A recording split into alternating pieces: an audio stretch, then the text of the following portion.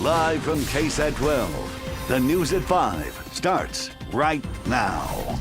First at 5, a family's truck and trailer stolen from right in front of their home. It happened early this morning over on the city's north side. Our Lee Waldman is live in Blossom Park neighborhood where this happened. Lee, that trailer filled with a lot of valuables. It is. The family is part of a go-kart racing club in New Braunfels, and the trailer was loaded with 4 go-karts for a competition this weekend. Kelly Ray and Ryan Robinson say they came outside this morning and their truck and trailer were gone. The truck, a white 2500 Dodge Ram, was locked, but thieves got away with it anyway. The trailer attached is dark gray with black trim and a large sticker that says Texas Outlaw Karting. It wasn't just the carts inside of the trailer the couple is missing. Kelly Ray says they took more than that. It's not just our carts, it's our livelihood too. It was our the work tools. Truck. We're contractors, and this is how we support our family. SAPD was out filing a report this morning. They said the couple also needs to file with their insurance as well. Now, the carts stolen do have some unique elements to them, and the couple is hoping that people are able to keep an eye out for those. We'll talk about that more in detail tonight on the Night Beat. Reporting live in Blossom Park, Lee Waldman, KSAT 12 News. Lee, thank you. New at 5, after years on the run, a man accused of being involved in a murder for hire plot in another state has been arrested right here in Texas. According to the FBI, 54-year-old Darren Christopher Starr was charged after he turned himself over to authorities in Hondo this morning. Federal officials say that law enforcement agencies were looking for Starr after someone shot and killed his former sister-in-law outside of her home back in November of 2017. Now, it was in Coffee County, Alabama. Right now, the sheriff's office from the county is on its way to Texas to take Starr into custody and take him back to Alabama. Meanwhile, police in San Antonio are looking for a person who they say held a group hostage while wielding a gun on the southwest side. According to officers, that man and woman were guests at a home in the 8700 block of 7 Seas Drive. That's near Old Pearsall Road and Loop 410. That's when a fight broke out. Police say 2 people accused the suspect of assaulting them. Officers tell us someone inside that home pulled their gun, but the suspect then took it from them and pointed it at 2 people. When police arrived, the suspect took off. At last checked, officers had not yet arrested anyone in that case. Life-threatening. That's how police describe a woman's wound after someone shot her in the stomach over on the city's west side.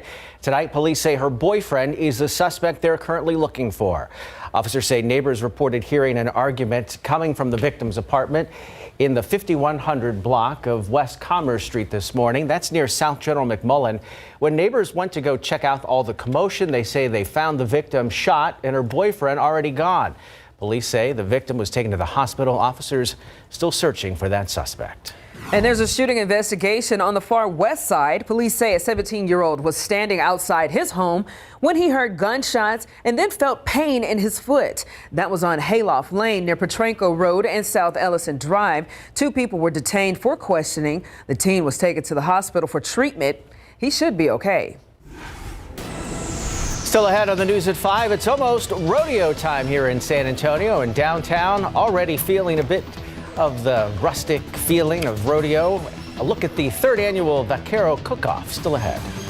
And there's a new recommendation for those Americans moderately to severely immunocompromised as to when to get an additional COVID-19 vaccine booster dose.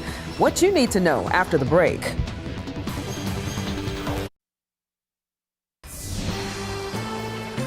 Welcome back. The Centers for Disease Control and Prevention says people who are moderately to severely immunocompromised and who've had the mRNA vaccines should look to get to a 4th shot, and they should do it at least 3 months after the previous booster. And the CDC had been recommending a wait of at least 5 months. The new guidance applies to people 18 and older who have had the Moderna vaccine and ages 12 and older for the Pfizer BioNTech version. The revision comes amid reports that some pharmacies were turning away immunocompromised people looking for a 4th vaccine. To China now, where the Winter Olympics are in full swing. The U.S. women's hockey team with a decisive win. ABC's Alex Perche has more from Beijing. The U.S. women's hockey team dominating the Russian Olympic Committee on Saturday, winning 5-0. It was the team's first game without Brianna Decker, who's out of the tournament with a leg injury. Next up for the women, Switzerland on Sunday before the highly anticipated matchup with arch rival Canada on Tuesday. Bobsledder Alana Myers-Taylor getting some good news, now out of isolation after testing negative for COVID twice. The three-time medalist now ready to compete. I think actually it was probably good for me. I tend to overthink things. I tend to overtrain. So maybe it was a forced break that I needed. Snowboarder Shaun White ready to compete in his fifth and final Olympics. The 35-year-old says he's feeling lucky to still be in the games at his age. I've been giving it my all. There's been some ups and downs along the way to get here. But through all of that, I feel like I've gotten stronger, gotten better. On the women's side, 3 Americans making it through the finals in the snowboard slopestyle. Jamie Anderson hoping to defend her 2 back-to-back Olympic golds in the event. Feels really good. It's like the best natural high you can ever get when you're able to perform under pressure. She'll be competing in the slopestyle final alongside fellow Americans Julia Marino and Haley Langland. Alex Perche, ABC News, Beijing. Outside with live cam, oh man, beautiful weather today. Hope you were able to get out and enjoy nothing but blue sky all day long. We're sitting near 50 now, and it looks like our high for the day will be somewhere around 51 or 52. That was after a hard freeze early this morning. We do have another freeze in the forecast overnight, but another beautiful afternoon tomorrow. I'll have the rest of your weekend forecast coming up shortly. First, today the aquifer is up 0.2 of a foot to 664.6, and in your Saturday pollen count looking real nice here. Mountain cedar low with a count of 30. Molds are low as well with a count of 20. We'll be right back. Now, welcome back. Here's something you might not expect to see. We're talking cattle being herded through the downtown area of a major city, but it's a San Antonio tradition. Used to look like that every day around here back in the old days. The Western Heritage Parade and Cattle Drive, not only fun to watch, it's also a sign that the rodeo season is here once again. Also part of the festivities, the 3rd annual Vaquero Cook-Off. As our Jonathan Cotto explains, a group of teens are ready to compete, and they're confident that they have the dishes to impress the judges. The Cattle Drive is on, and the San Antonio Rodeo and Stock Show is coming. And with the Longhorns come all things rodeo, including plenty of live music and lots of good eats. Camp Out cooks are glad to be back after the pandemic canceled last year's culinary exhibition. We are just excited to be back. We are ready, and I think everyone's ready for this city to just get back to celebrating, getting together, having a good time. The 3rd annual Vaquero Cook-Off gives a total of 13 teams across 2 divisions an opportunity to show off their cooking skills. Okay, so for the regular cook-off members, it is Cook's Choice, which is any traditional Mexican food dish, chili, menudo, and postre mexicano, a Mexican dessert. And for the kids, it's Spanish rice and chado beans. This group of teenagers are ready to compete and say they have what it takes to really impress the judges. I feel pretty good with our team. I feel very confident in us. We have a lot of good, hardworking individuals here, and I know what we're capable of, and I know what we can do. Team leader Reynaldo Narvaez says they've won several grand championships with their Spanish rice and beans, a recipe that's been tried, tested, and perfected. You gotta brown your rice a bit in oil, and then once you get it nice brown crispy color, you do gotta put your tomato sauce, let it saute a bit there, and then add your water. For 1 cup of rice, it's 2 cups of water, if you want to be pretty squared on. The prize for all the cooking efforts, $1,500, a team championship plaque, and a free space at next year's cook-off. I wish everyone good luck here, and I think we'll be all right. The event is taking place at the historic Market Square and will feature several musical acts and a number of other fun, family-friendly competitions. Jonathan Cotto, KSAT 12 News.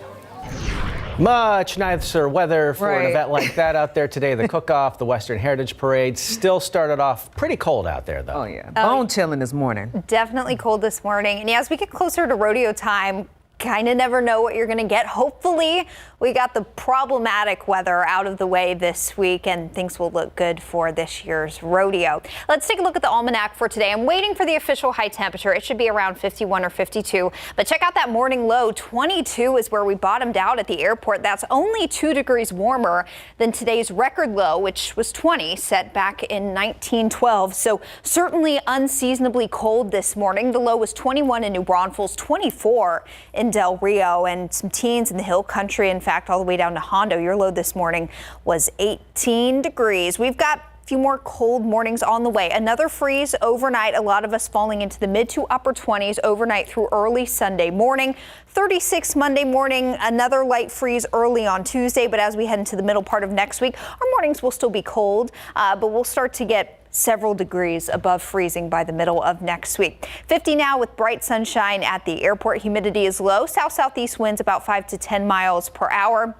And thankfully, not pulling a wind chill factor at this time. Those wind chills, gosh, Friday morning were down into the teens and single digits. So thankfully, light winds making things cool but fairly comfortable out there. This evening and tonight, temperatures will fall quickly. So while we managed to jump into the 50s this afternoon, we quickly fall through the 50s to 40 by 8 p.m., 36 by 10 o'clock, and then getting closer to the freezing point by midnight. So it will be cold out there tonight. Otherwise, not too shabby, comfortable with clear skies and light winds. It's currently 49 in Kerrville, 51 in Hondo, and 55 in Cotulla. So cool, but not too terribly chilly. Winds have been light today. Direction has been variable, but wind speeds have been just about 5 to 10 miles per hour.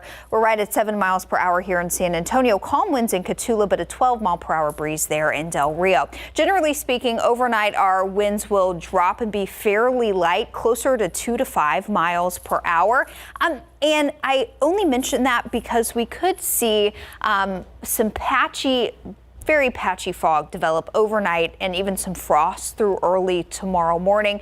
The frost comes into play because we will be below freezing. So with a little bit of saturation and some lighter winds, we could have some patchy frost develop overnight through early tomorrow morning. I don't think we'll be saturated or humid enough to see a lot of fog. I can't rule out a little patchy fog here or there. Overall, it shouldn't be a big issue, but I do think frost is more likely than any fog early tomorrow morning. Again, a freeze to start the day on Sunday, but just like today with the sunshine, that solar radiation, we warm up nicely into the afternoon. We'll be closer to 60 tomorrow, so a cool day, but very pleasant. And then toward the end of the day tomorrow, some increasing clouds, mainly to our south, and here's why. As we get into late tomorrow and Monday, there will be a piece of jet stream energy off to our southwest. This, unfortunately, is going to miss us to the south. It'll bring some rain to deep South Texas, Brownsville, up to just south of Corpus Christi. Unfortunately, that's going to be too far south for us to cash in on any rain, but we will see a brief increase in cloud cover Sunday night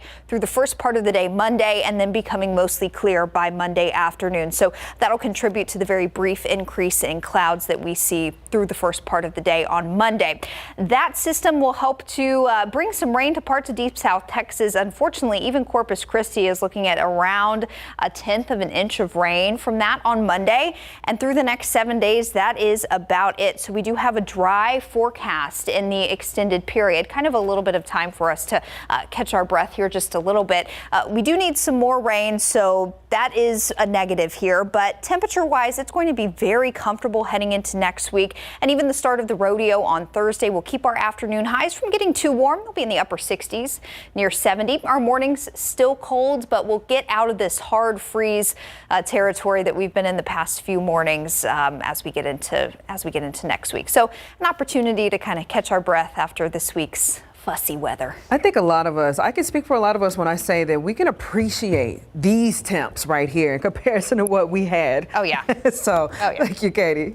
Bringing the good news. All right, Andrew, the Houston Rockets flamed out when they faced our Spurs thanks to a big game from the Spurs' Keldon Johnson. That's right, and he's been kind of on and off this season, but he really relied on his jumper in this game, and it showed. When we come back, he posted a season-high 28 points, and we'll hear from Keldon on his performance. Plus, we've got some highlights from an overtime game in high school basketball. Got that next.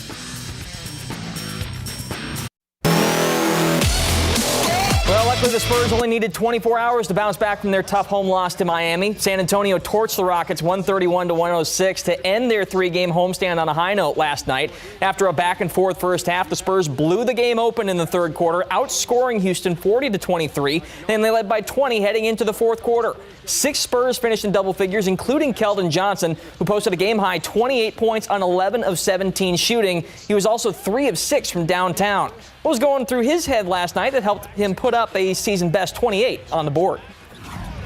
Let it fly, honestly. I think don't think about it too much. Just let it fly.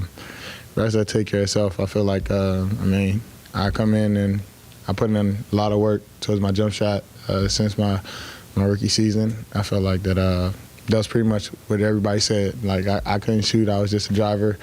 And now, I added that to my game. And, I just got to continue to keep working and keep trusting it and keep doing what I'm doing. DeJounte Murray continues to impress on the court. He poured in 19 points and added 11 assists and 7 rebounds, close to another triple-double. But at the end of the All-Star voting yesterday, Murray was left off the team. After the game last night, Murray gave his thoughts on the snub. I don't care. For me, I'm going to just continue to work hard. It's the same things for me. You probably heard it a lot. Just, for me, working hard, learning, staying true to the game, never cheating the game, never cheating the grind. And, it makes it easier if, we won some games, but it is what it is. I'm not going to be mad, angry about it. Didn't make it. It's fine. Everyone that made it well deserved. Good for them. But just to be in the conversation, where I come from, is still unbelievable for me each and every day. So to even be in that conversation, that mix, people voting for me and saying I should or I shouldn't, I'm thankful and grateful. But I'm going to keep working. Next up, the rodeo road trip, which kicks off Wednesday night at 6 p.m. in Cleveland.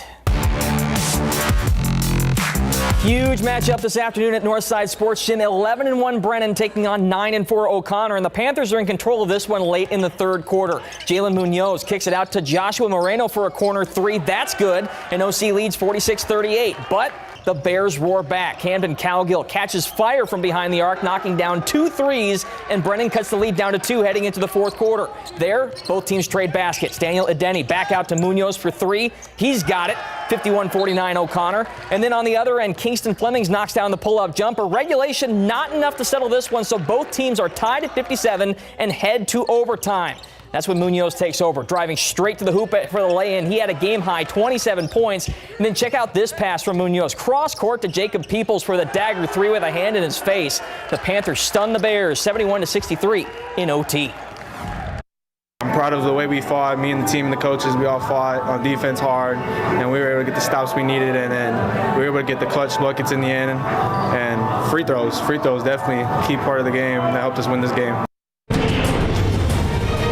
In college hoops, the 23rd ranked Longhorns hosting number 20 Iowa State this afternoon. This one a tight battle in the second half until Texas opens up the floodgates from distance. Trey Mitchell gets a straightaway 3 to bank in for an 8-point lead. And a little later, kick out to Andrew Jones in the corner for 3. 3 straight threes make it a 47-36 Texas lead. And Christian Bishop adds the exclamation point to an 11-0 run with this two-handed jam. Longhorns get the win here, 63-41. Elsewhere in the Big 12, number 14 Texas Tech taking on West Virginia. Late second half, Red Raiders nursing a 5-point lead. Kevin McCullough pushing the pacelines. Daniel Batcho for the jam. An exclamation point to a hard-fought win here. Tech takes it 60-53. It is a big night for boxing for 2 San Antonio fighters. Mario Barrios is making his move up to welterweight, and on Wednesday he finally met face-to-face with his opponent Keith Thurman at their press conference, which aired live across the nation on Fox Sports 1. Barrios is looking to make a statement against Thurman during his debut at 147 pounds. I'm trying to put the welterweight division on notice that, Mario Barrios is here. And, like I said, Keith Thurman, he's a great fighter. He does a lot of great things. But it's my job, to go in there on Saturday night and do everything better. And that's exactly what I intend on doing. Meanwhile, Jesse Bam Rodriguez, the younger brother of Joshua Franco, is no longer fighting for a flyweight title tonight on DAZN. The main event on that card lost one of its headliners due to a non-COVID-related illness. Two-time Bam will now face veteran boxer Carlos Cuadras in the main event in Phoenix, Arizona for the WBC Super Flyweight title. Those two fighters met Thursday afternoon out in Phoenix. I've had, my last fight was a world title, but that fell through. And this opportunity came at a 115 for a WBC world title. Who's going to pass that up? It's a once-in-a-lifetime opportunity. And when I got the call, I had no hesitation. Like I said, we're ready for whatever. This is my moment. I'm born to perform. Saturday night, like I said, San Antonio is going to have a new world champion, and a star will be born. The Barrios pay-per-view fight is $74.95, and Rodriguez fight can be viewed on DAZN with a subscription. You can read more about both of these fights right now on Instant Replay page at KSAT.com. Good luck to both fighters tonight. San Antonio will be cheering them on for sure. Saturday night is for fighting. Thank you. You got it. Super exciting. Stay with us. All right, we're sitting close to 50 now. Temperatures will drop quickly after the sun goes down. We'll be close to freezing by midnight, so if you've got plans tonight, just stay bundled up. Another freeze expected overnight with some patchy frost possible early in the morning, but we'll be closer to 60 tomorrow afternoon with abundant sunshine. It's going to be a great Sunday, a good day to spend some time outdoors, especially in the afternoon with that sunshine. It'll just be a great day. Increasing clouds south of the area tomorrow night into early Monday morning. By Monday afternoon, mostly sunny with a bit of a breeze. Another light freeze Monday night into Tuesday morning. Next week looks pretty quiet but comfortable with afternoon highs in the mid to upper 60s. Looks like great weather for the beginning stretch of this year's rodeo. Guys. A nice bounce back. Thank you, Katie. That's all of our time. Thanks for watching. A quick programming note. We'll be joining ABC News, World News Tonight in progress since the NHL All-Star Game went over late. And we'll see you back here tonight on the Night Beat after the game.